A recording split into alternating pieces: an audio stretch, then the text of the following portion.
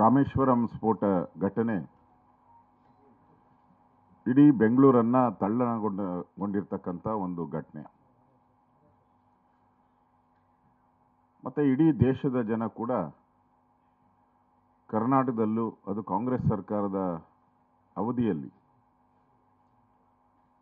ಪದೇ ಪದೇ ಈ ಥರದ ಘಟನೆಗಳು ನಡೆಯುವಂಥದ್ದನ್ನು ಬೆಚ್ಚಿ ಬೀಳುವಂಥ ಸಂಗತಿಯನ್ನು ನಾವು ಬೆಂಗಳೂರಲ್ಲಿ ಕರ್ನಾಟಕ ರಾಜ್ಯದಲ್ಲಿ ನಾವು ನೋಡಿದ್ದೀರಿ. ಇವತ್ತು NI ತನಿಖಾ ತಂಡ ಇವರನ್ನು ಬಂಧಿಸಿ ಮುಂದೆ ಹಲವಾರು ಬ್ಲಾಸ್ಟ್ಗಳನ್ನು, ಹಲವಾರು ಭಯೋತ್ಪಾದನಾ ಘಟನೆಗಳನ್ನು ತಡೆಯುವಂಥದ್ರಲ್ಲಿ NIA ಒಂದು ಮಹತ್ವವಾದಂಥ ಸಾಧನೆಯನ್ನು ಮಾಡಿದೆ ಕರ್ನಾಟಕ ರಾಜ್ಯದ ಪರವಾಗಿ. ಯಾಕೆಂದರೆ ಭಯಭೀತರಾಗಿದ್ದಂಥ ಕರ್ನಾಟಕ ರಾಜ್ಯದ ಜನ ಈ ಒಂದು ಬಂಧನದಿಂದ ನೆಮ್ಮದಿಯ ನಿಟ್ಟುಸಿರನ್ನು ಬಿಡುವಂಥದ್ದಕ್ಕೆ ಸಾಧ್ಯ ಆಗಿದೆ. ಅದಕ್ಕೆ ಕರ್ನಾಟಕದ ಜನತೆ ಪರವಾಗಿ NI ತಂಡಕ್ಕೆ ನಾನು ಅಭಿನಂದನೆಯನ್ನು ಸಲ್ಲಿಸ್ತಾ ಇದ್ದೀನಿ. ಈ ಘಟನೆ ಕಾಂಗ್ರೆಸ್ಸಿನ ಹಲವು ನಾಯಕರು ಘಟನೆ ಆದಂಥ ಸ್ಥಳಕ್ಕೆ ಹೋದಂಥ DK ಶಿವಕುಮಾರ್ ಅವರು ಈ ಘಟನೆಯನ್ನು ತಿರ್ಚುವಂಥ ಪ್ರಯತ್ನವನ್ನು ಪ್ರಾರಂಭದಲ್ಲೇ ಮಾಡಿದ್ರು. ಅವರಿಗೆ ಅಲ್ಪಸಂಖ್ಯಾತರ ಮೇಲೆ ಏನಾದರೂ ಬಂದರೆ ನಮಗೆ ವೋಟ್ ಬ್ಯಾಂಕ್ ಖಾಲಿ ಆಗ್ತೈತೆ, ಯಾವುದೇ ಕಾರಣಕ್ಕೂ ಅಲ್ಪಸಂಖ್ಯಾತರಿಗೆ ನೋವಾಗಬಾರ್ದು, ಆ ಮನಸ್ಥಿತಿಯನ್ನು ಹೊಂದಿರತಕ್ಕಂಥ ಕಾಂಗ್ರೆಸ್ ಅವರು ಪ್ರಾರಂಭದಲ್ಲೇ ಇದಕ್ಕೆ ಡೈವರ್ಷನ್ ಕೊಡುವಂಥ ಒಂದು ಕೆಲಸವನ್ನು ಮಾಡಿದ್ರು.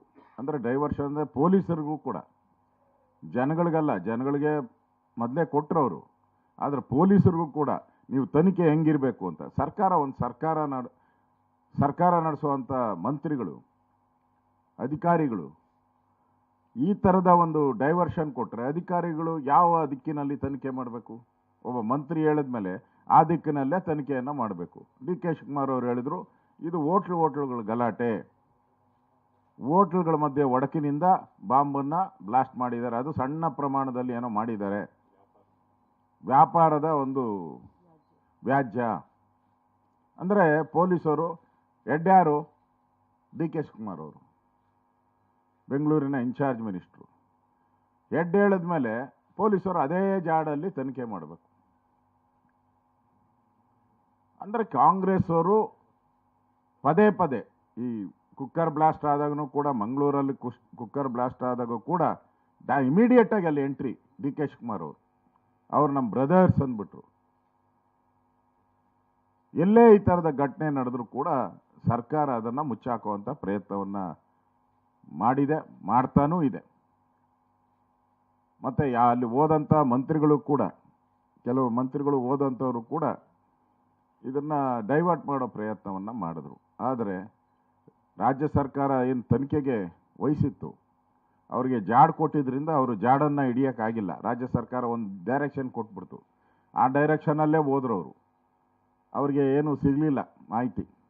ಯಾವಾಗ NIA ಎಂಟ್ರಿ ಆಯಿತು ಆಗ ಇದರ ನಿಜ ಸ್ಥಿತಿ ಬಯಲಾಗುವಂಥದ್ದು ಒಂದು ವಾರದಲ್ಲೇ ಗೊತ್ತಾಗ್ಬಿಡ್ತು. ಯಾರ್ಯಾರಿದ್ದಾರೆ, ಭಯೋತ್ಪಾದಕ ಕೃತ್ಯ ಏನೇನು ಸಂಚು ಮಾಡಿದ್ದಾರೆ ಅನ್ನೋದು ಕ್ಲೀನಾಗಿ ಗೊತ್ತಾಗಿದೆ. ಇವತ್ತು ಅವರು ದೊರಕಿರೋ ಅಂಥದ್ದು ಕೂಡ ಸೇಫ್ ಜಾಗದಲ್ಲೇ. ಇವರ ಸಹೋದರಿ, ಕಾಂಗ್ರೆಸ್ಸಿನ ಸಹೋದರಿ, ಆತ್ಮೀಯ ಸಹೋದರಿ ಮಮತಾ ಬ್ಯಾನರ್ಜಿಯವರ ಒಂದು ರಾಜ್ಯದಲ್ಲಿ ಅವರು ಸಿಕ್ಕಿರೋ ಅಂಥದ್ದು. ಇಲ್ಲಿ ಬ್ರದರ್ಸ್ ಆಯಿತು, ಅಲ್ಲಿ ಸಿಸ್ಟರ್ ಹತ್ರ ಸಿಕ್ಕಿದ್ದಾರೆ. ಈಗಾಗಲೇ ನಮ್ಮ ಆಲ್ ಇಂಡಿಯಾ ಪಾರ್ಟಿನೂ ಕೂಡ ಇದ್ರ ಬಗ್ಗೆ ಕಳವಳವನ್ನು ವ್ಯಕ್ತ ಮಾಡಿದೆ. ಅಂದರೆ ಎಲ್ಲೇ ಘಟನೆ ಆದರೂ ಕೂಡ ಅವರು ಸೇಫ್ ಯಾವ ರಾಜ್ಯ ಅಂತ ಹುಡುಕ್ತಾರೆ ನೋಡಿ.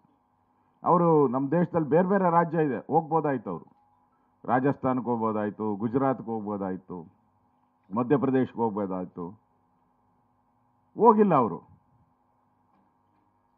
ಅವ್ರಿಗೆ ತೊಂದರೆ ಆಗಲ್ಲ ಅಂತೇಳಿ ಅಲ್ಲಿ ಹೋಗಿ ಹೋಟ್ಲಲ್ಲಿ ಆರಾಮ್ಸೆ 4-5 ದಿನ ಆರಾಮ್ಸೆ ರೂಮ್ ಮಾಡ್ಕೊಂಡು ಆರಾಮ್ಸೆ ಇದ್ದಾರೆ.